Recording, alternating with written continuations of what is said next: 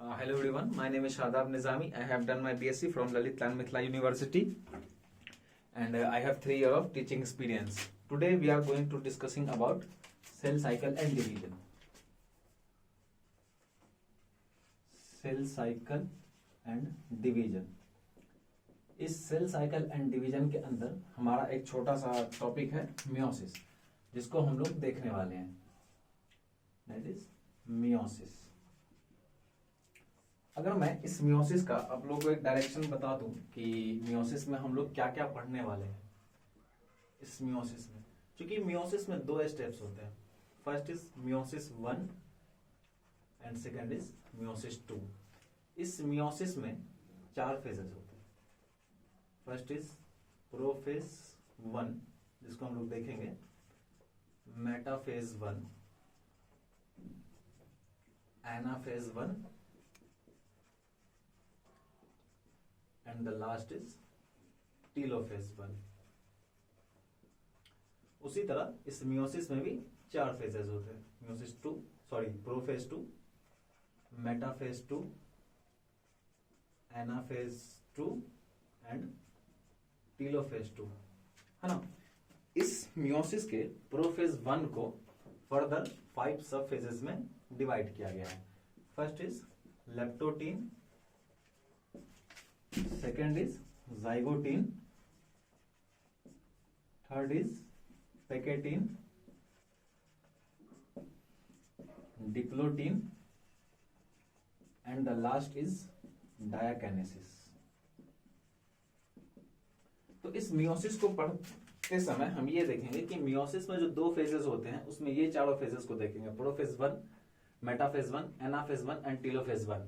And इस prophase को further 5 छोटे छोटे फेजेस में तोड़ दिया गया है, जिसको हम लोग कहते हैं leptotene, zygotene, pachytene, diplotene and diakinesis, जिसको हम लोग देखेंगे। क्योंकि मियोसिस एक तरह का डिवीजन है। किस तरह का डिवीजन है ये समझो कि जैसे मान लीजिए हमारा एक ऑफ स्प्रिंग है, ठीक है, जो एक डिप्लॉयड है। लेकिन ये जो डिप्लॉयड है, ये डिप्लॉयड आया कहां से, बना किस तरह? तो 2 हेप्लॉइड सेल, ह्यूमन की बात कर रहा हूं, जब 2 हेप्लॉइड सेल आपस में मिले तो उससे हमें एक डिप्लॉयड सेल जाइगोट का फॉर्मेशन हुआ। डिप्लॉयड सेल जाइगोट का फॉर्मेशन हुआ एंड जाइगोट फर्दर डिवाइड करके एक कंप्लीट ऑफ स्प्रिंग बना दिया, ठीक है। तो ये ऑफ स्प्रिंग फिर से हेप्लॉइड कंडीशन में जाने के लिए जिस डिवीजन को करता है और जिस डिवीजन की हेल्प से ये डिप्लॉयड कंडीशन से हेप्लॉइड कंडीशन में आते हैं, उस डिवीजन को हम लोग कहते हैं मियोसिस। क्योंकि इस मियोसिस में एक diploid organism 2 set of chromosome से 1 सेट ऑफ क्रोमोसोम में जाता है, अपने क्रोमोसोम के नंबर को हाफ करता है। इसलिए इस डिवीजन को हम रिडक्शनल डिवीजन भी कहते हैं, reductional division.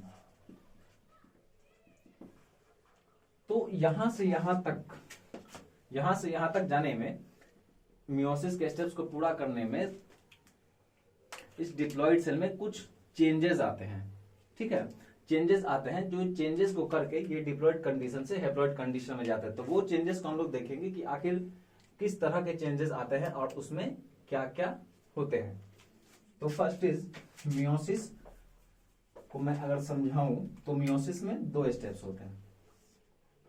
First is meiosis 1, second is meiosis 2। इस मियोसिस 1 को 4 फेजेस में तोड़ दिया गया है। First is prophase 1, second metaphase 1, third is anaphase 1 and fourth is telophase 1। इस prophase, metaphase, anaphase and telophase, इन सब फेजेस में चेंजेस आते हैं, ठीक है, जिसको आप इस तरह से याद रख सकते हो इन चारों फेजेस को कि प्रोमैन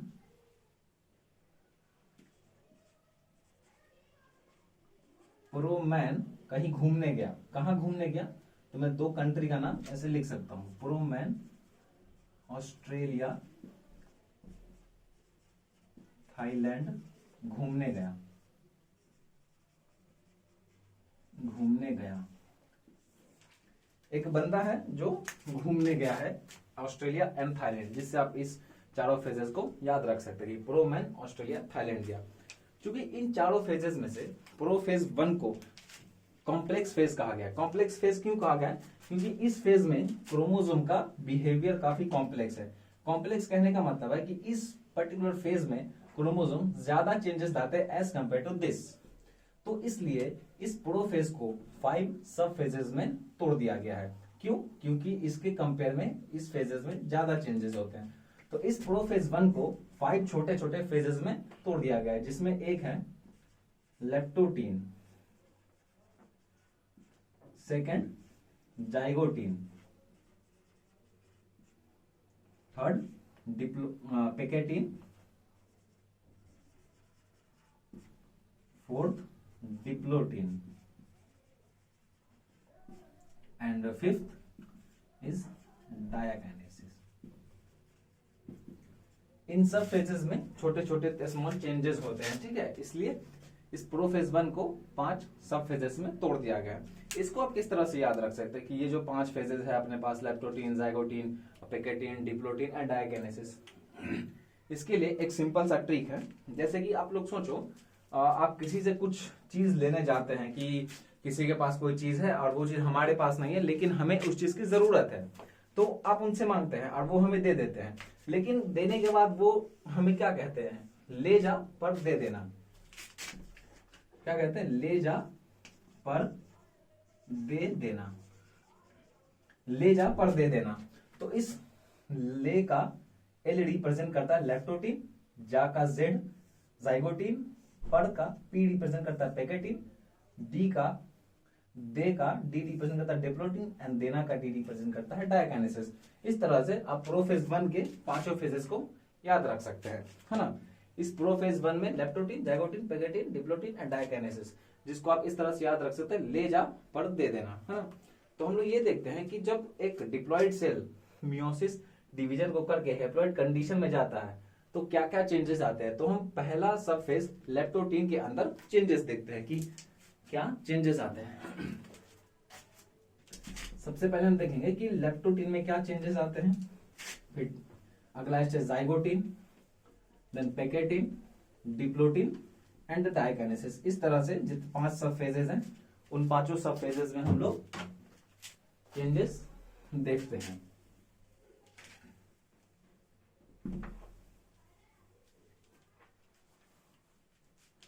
हमारा पहला फेज है लेप्टोटीन। लेप्टोटीन क्योंकि डिप्लॉइड सेल जब इस कंडीशन में, हैप्लॉइड कंडीशन में आने के लिए लेप्टोटीन में जाता है तो आने से पहले वो एक इस तरह से धागे के समान एक दूसरे में उलझा हुआ रहता है, कुछ इस तरह से, है ना। और इस फेज में वो क्या होता है? क्रोमोसोम की तरफ बनना शुरू कर देता है, कुछ इस तरह। पूरा कंप्लीटली नहीं बनता लेकिन बनना शुरू कर देता है। तो इसलिए मैं इस लेप्टोटीन में पहला बात लिख सकता हूं कंडेंसेशन। कंडेंसेशन किसका होता है? कंडेंसेशन इस क्रोमोसोमल मटेरियल का। कब तक होता है? पूरे लेप्टोटीन में यही कंडीशन चलता है। देन उसके बाद वो अपने नेक्स्ट स्टेज में इंटर करता है, दैट इज जाइगोटीन। जाइगोटीन में क्या करता है? जाइगोटीन में पेयरिंग करता है। जैसे कि ये 2 क्रोमोसोम आपस में पेयरिंग कर लिया, ये 2 क्रोमोसोम आपस में पेयरिंग कर लिया, या फिर ये 2 आपस में पेयरिंग कर लिया और ये दोनों किसी और के साथ। तो मैं इसमें एक पॉइंट लिख सकता हूं, पेयरिंग। पेयरिंग, इस पेयरिंग का रिजल्ट हमें क्या मिलता है? जैसे कि इस तरह से पेयरिंग कर लिया, पेयरिंग का रिजल्ट हमें क्या मिला? हमें पेयरिंग का रिजल्ट एक बाईवैलेंट क्रोमोसोम देखने को मिला। अगर हम क्रोमोसोम के रिस्पेक्ट में करें तो बाईवैलेंट, या अगर सिस्टर क्रोमेटिड के रिस्पेक्ट में कह रहे हैं तो टेट्राड और टेट्राड विजिबल। क्योंकि ये 2 क्रोमोसोम आपस में पेयरिंग करता है। जैसे ये मेरा एक क्रोमोसोम है, ठीक है, ये दूसरा क्रोमोसोम, ये आपस में एक दूसरे से पेयरिंग करने लगते हैं। तो ये दोनों आपस में पेयरिंग किए हुए रहे, इसके लिए एक केमिकल होता है जिसका नाम है साइनेप्टोनिमल कॉम्प्लेक्स। वो क्या करता है, इन दोनों क्रोमोसोम को जोड़ के रखने का काम करता है। जैसे कि ये केमिकल है साइनेप्टोनिमल कॉम्प्लेक्स, जिसको मैं कह रहा हूं, जो इन दोनों को पेयरिंग करके रखता है। साइनेप्टोनिमल कॉम्प्लेक्स कीप टुगेदर, इसको क्या करता है, साथ रखने में मदद करता है। देन उसके बाद ये अपने तीसरे स्टेज में जाता है, पैकेटिंग।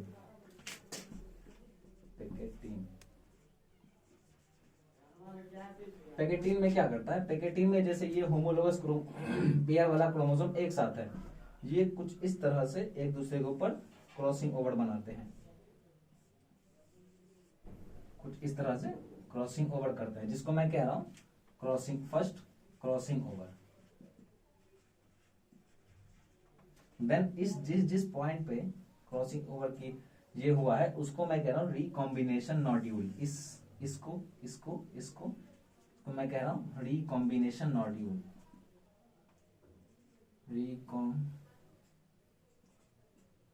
रिकॉम्बिनेशन नॉड्यूल, यहां पे लिख दे रहा हूं,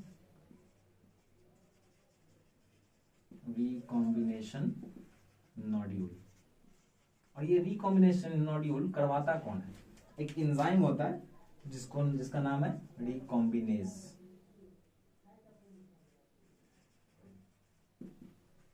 रिकॉम्बिनेज क्या करवाता है, रिकॉम्बिनेशन नॉड्यूल बनवाता है ना।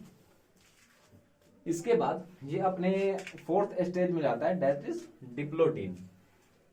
कहा जाता है अपने फोर्थ सब फेज डिप्लोटीन में।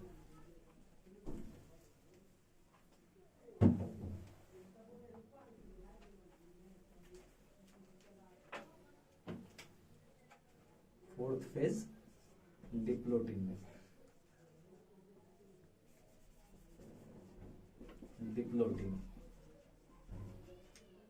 डिप्लोटीन में क्या करता है, क्योंकि पैकेटिन में इस तरह से क्रॉसिंग ओवर कर चुका था और इन दोनों के बीच में ग्लू था, जिसको मैं कह रहा था साइनेप्टोनिमल कॉम्प्लेक्स। डिप्लोटीन में क्या होता है, ये ग्लू खत्म होने लगता है, ये खत्म हो गया और ये दोनों क्रोमोसोम एक दूसरे से दूर जाने लगते हैं, तो मैं कह सकता हूं साइनेप्टोनिमल कॉम्प्लेक्स डिसॉल्व।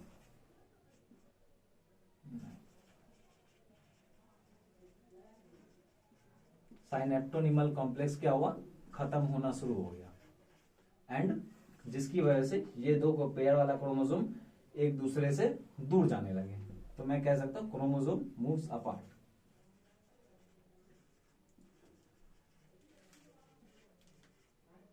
Moves apart. लेकिन चूंकि ये दूर जाने लगे तो सारे पॉइंट पे तो चले जाते हैं, बट एक पॉइंट पे ये नहीं जा पाते हैं, कुछ इस तरह से है, सारे पॉइंट पे चले गए लेकिन यहाँ पे नहीं गया, तो यहाँ पे एक एक्स शेप का स्ट्रक्चर बनता है, ये एक्स शेप का स्ट्रक्चर है ना, जिसको इस एक्स शेप के स्ट्रक्चर को मैं कहता हूं काइजमेटा।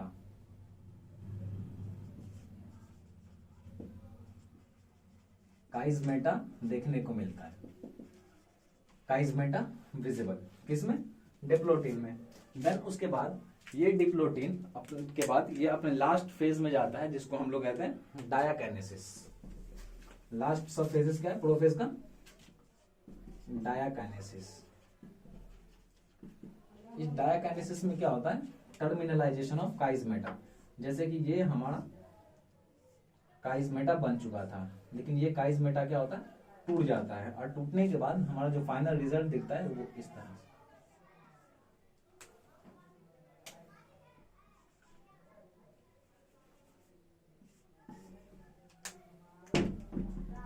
इस रेड वाले क्रोमोसोम का कुछ पार्ट ये ब्लैक वाला ले गया और ब्लैक वाले का कुछ पार्ट रेड वाला ले गया, जिसको मैं कहता हूं टर्मिनलाइजेशन ऑफ काइजमेटा। टर्मिनलाइजेशन ऑफ काइजमेटा, है ना। क्योंकि ये प्रोफेज का लास्ट फेज है, इसलिए इस फेज में क्या होता है कि टर्मिनलाइजेशन ऑफ काइजमेटा होने के बाद सेल में जो सेल डिवीजन करवाता है सेंट्रियोल, एक ऑर्गेनल है, वो अपोजिट पोल पे मूव कर जाता है। जैसे कि ये हमारा न्यूक्लियर मेम्ब्रेन है, ये हमारे पास दो सेंट्रियोल है ना, जिसमें से एक क्या होता है, एक यहां से यहां शिफ्ट हो जाता है, यहां से यहां शिफ्ट हो जाता है और न्यूक्लियर मेम्ब्रेन टूटना शुरू हो जाता है।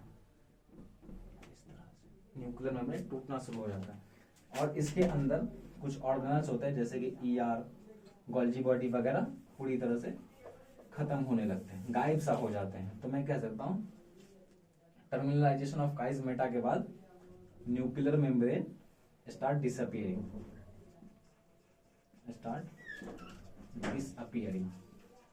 And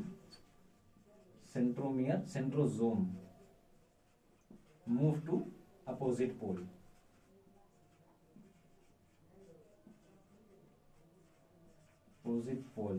And ER, Golgi body, etc. are also disappear, है ना। इस फेज में ये गायब होना शुरू हो जाते हैं। जैसे अगर मैं दिखाऊं इस तरह से, ये हमारे पास लेप्टोटेन का डायग्राम है। इसमें लेप्टोटेन में क्या हुआ, ये क्रोमोसोम ने कंडेंसेशन करना स्टार्ट कर दिया।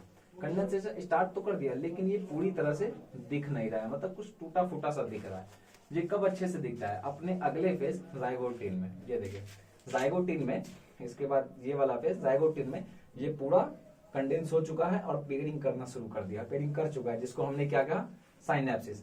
साइनेप्सिस के बाद ये अपने तीसरे स्टेज में आता है जिसको मैं कह रहा हूँ पैकेटिन।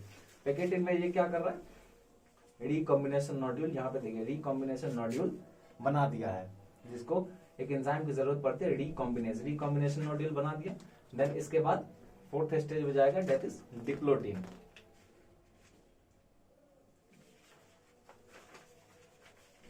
डिप्लोटीन में एक जगह पे क्रॉस दूर जा रहे थे, चूंकि एक दूसरे से दूर जा रहे थे बट एक जगह पे नहीं जा पाए, जिससे एक्स शेप स्ट्रक्चर बना, ये रहा x shape structure diplotene. And finally diakinesis. Diakinesis में क्या हुआ, इस वाले क्रोमोसोम का कुछ पार्ट ये ले गया और इस वाले क्रोमोसोम का कुछ पार्ट ये ले गया, एंड और न्यूक्लियर मेम्ब्रेन सारा कुछ गायब होना शुरू हो गया, ईआर, गोल्जी बॉडी वगैरह सारा कुछ गायब होना शुरू हो गया। देन इसके बाद ये अपने अगले स्टेज में इंटर करेगा, जिसको हम लोग कहते हैं मेटाफेज।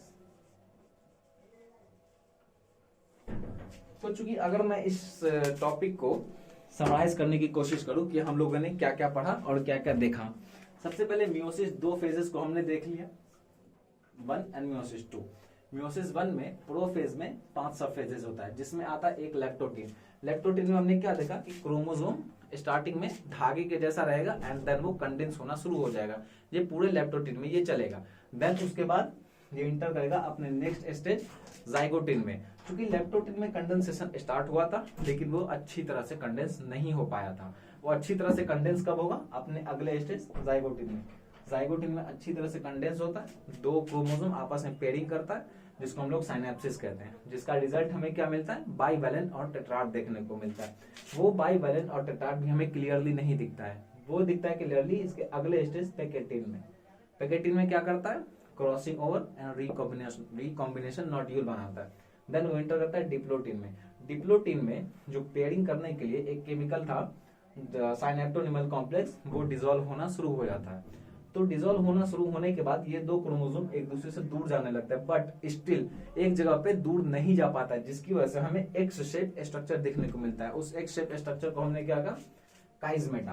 काइजमेटा के बाद ये अपने लास्ट स्टेज में एंटर करता है डायकाइनेसिस। डायकाइनेसिस में क्या होता है, डायकाइनेसिस में फाइनली टर्मिनलाइजेशन हो जाता है काइजमेटा का, जिसकी वजह से हमें 2 क्रोमोसोम मिलते हैं, जिसमें से एक ये जिसका कुछ पार्ट दूसरा ले गया और दूसरे वाले का कुछ पार्ट पहला वाला ले गया। ये प्रोफेज के 5 फेजेस हैं। देन उसका सेट एंटर करता है मेटाफेज में, जिसको हम आने वाले अपकमिंग लेक्चर्स में मेटाफेज को देखेंगे कि मेटाफेज में क्या क्या चेंजेस आते हैं। देन उसके बाद एनाफेज, फिर टीलोफेज। देन इस मियोसिस 1 एंड मियोसिस 2 के बीच में M1 एंड M2 के बीच में एक छोटा सा स्टेज आता है, जिसको हम लोग कहते हैं इंटरकाइनेसिस, वो देखेंगे। और मियोसिस 2 में भी metaphase 2, anaphase 2, prophase 2, metaphase 2, anaphase 2, telophase 2, इस तरह से देखेंगे। और फाइनली एक डिप्लॉइड सेल से हमें हैप्लॉइड सेल मिल जाएगा। ओके, यहां तक सब कुछ समझ में आ गया, ठीक है, थैंक यू।